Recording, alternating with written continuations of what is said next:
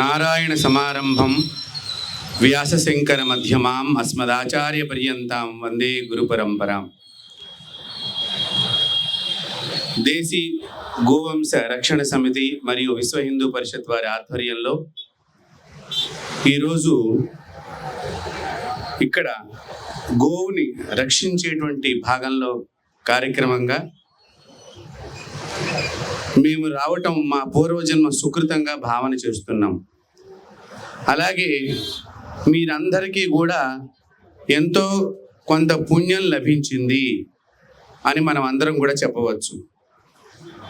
ఎక్కడ గోవు గురించి కాపాడటానికి కానీ, గోవు గురించి మాట్లాడటానికి కానీ, గో సందేశాన్ని వినటానికి కానీ మన చెవులు పని చేస్తూ ఉంటాయో, మన నోరు మాట్లాడుతూ ఉంటుందో, అక్కడ శ్రీకృష్ణ పరమాత్మ నిలిచి ఉంటాడు.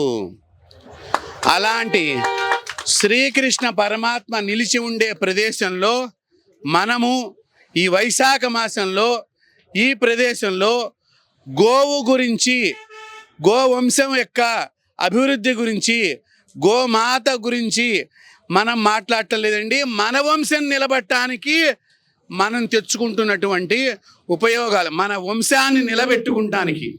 ఇక్కడ ప్రతి ఒక్కరు కూడా వాళ్ళ వంశాన్ని నిలబెట్టుకోవాలంటే గోమాతను నిలబెట్టాలి. మీ వంశం బాగుండాలి, మీ గోత్రం బాగుండాలి, మీ ఇల్లు బాగుండాలి, మీకు బాగా డబ్బులు రావాలి అంటే పూజలు చేయాలి అని చెప్తోంది శాస్త్రం.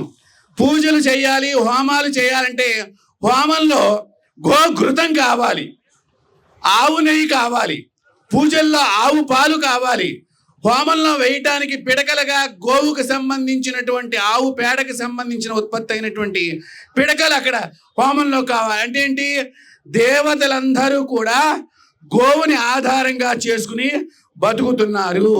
కాబట్టి అలాంటి గోమాతని రక్షణ చేయటానికి విశ్వ హిందూ పరిషత్ తెలంగాణ వారు, అలాగే గోవంశ రక్షణ సంవర్ధన సమితి సుభాషి గారు, వీళ్ళందరూ కూడా ఈ కార్యక్రమాన్ని పెట్టారంటే ఇది వాళ్ళిద్దరికీ సంబంధించిన కార్యక్రమం కాదు, ప్రతి తెలంగాణలో ప్రతి భారతీయుడి యొక్క కార్యక్రమం ఇది.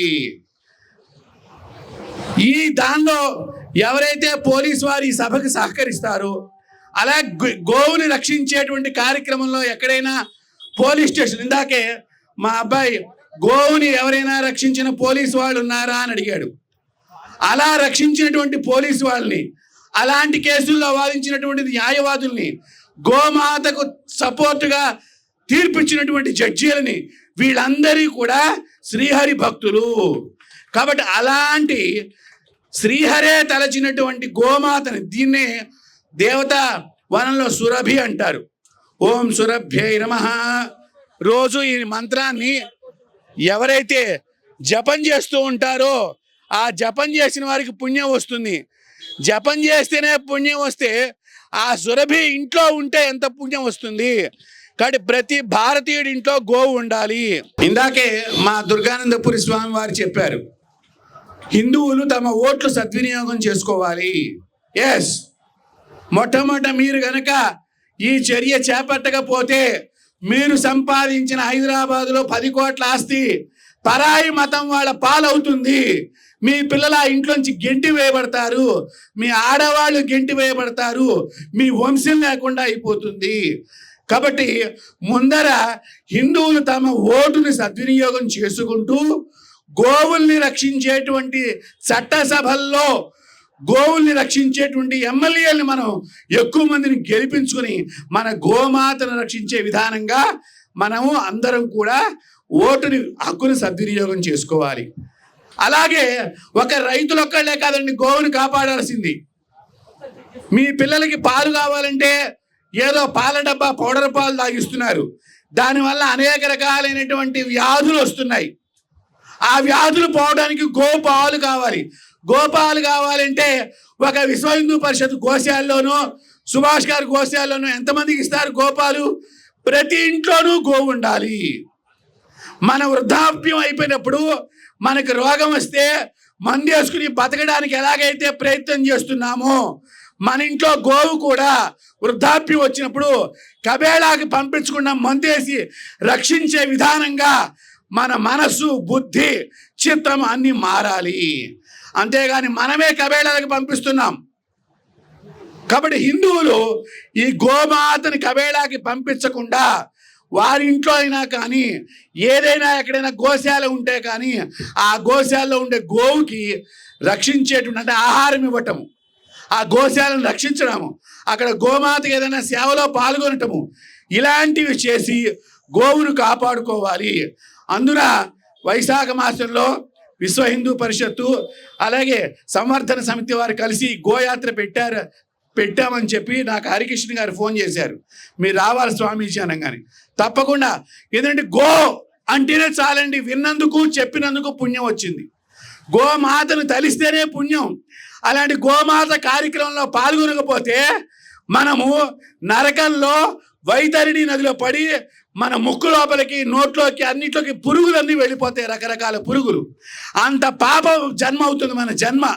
గోవుని చంపిన వాడు కూడా, ఈ చంపడానికి సహకరించిన పోలీసు వారు కానీ, ప్రభుత్వం వారు కానీ, హిందువులైనా సరే, ఇతర మతస్థులైనా సరే ఈ వైతరిణి నదిలో పడి మరణాన్ని పొందుతారు. అంత పాపిష్టి మరణాన్ని పొందుతారు. కాబట్టి ఇది తెలుసుకోవాలి మనం అందరం కూడా. కాబట్టి ఇంకా మాట్లాడే వక్తులు చాలామంది ఉన్నారు. వారు 2 నిమిషాలని చెప్పారు. ఎందుకంటే మా విశ్వ హిందూ పరిషత్ తెలంగాణ రాష్ట్ర అధ్యక్షులు వారు వచ్చారు, వారు కూడా మాట్లాడాలి. ఇంకా చాలామంది వక్తలు వచ్చేవారు ఉన్నారు, వారు కూడా మాట్లాడాలి. కాబట్టి ఒక్కసారి మన గోమాత రాధాలోకంలో ఉన్నది. ఋషులందరూ గోవుల్నే పెంచారు. అపార్ట్మెంట్లు కొనుక్కోలేదు, విల్లాలు కొనుక్కోలేదు, పార్కుల చుట్టూ తిరగలేదు, సినిమాలు చూడలేదు, ఆ అంటే అమలాపురంకి వెళ్ళలేదు, ఆ అంటే ఆవు దగ్గరికి వెళ్ళారు. ఆవు దగ్గరికి వెళ్ళి ఆవు పాలు తీసుకుని ఈశ్వరుడికి అభిషేకం చేస్తే ఐశ్వర్యం ఈ బుద్ధిలో వచ్చింది, జ్ఞానం అనే ఐశ్వర్యం వచ్చింది. డబ్బు అనే ఐశ్వర్యానికి మన పూర్వీకులు వెళ్ళలేదు. ఇందాక ఒక అబ్బాయి ఎక్కడో ఒంగోలు జిల్లా నుంచి వచ్చి ఒక గోమాతను పెట్టుకుని ఒక షాంపూ తయారు చేశాడు, ఒక సబ్బు తయారు చేశాడు అని చెప్తుంటే ఎంత ఆనందం వేస్తోందంటే, నేను ఆ పిల్లవాడి నెంబర్ నోట్ చేసుకున్నాను.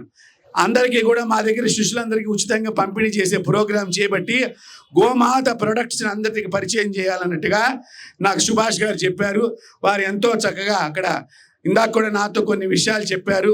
మీరు అందరూ కూడా ఈ ప్రచారం చెయ్యాలంటే అని చెప్పి తప్పకుండా జై బోలో గోమాతాకి, కృష్ణ భగవానికి.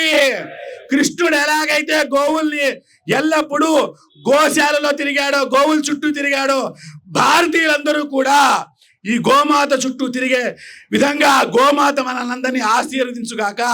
జై గోమాత, జై గోమాత, జై శ్రీరామ్. వందే వందే भारत माता की, गो माता की, वेद माता की, गायत्री माता की, पुण्य भूमि की, कर्म भूमि की. सर्वे जना सुखिनो भवन्तु. स्वस्ति.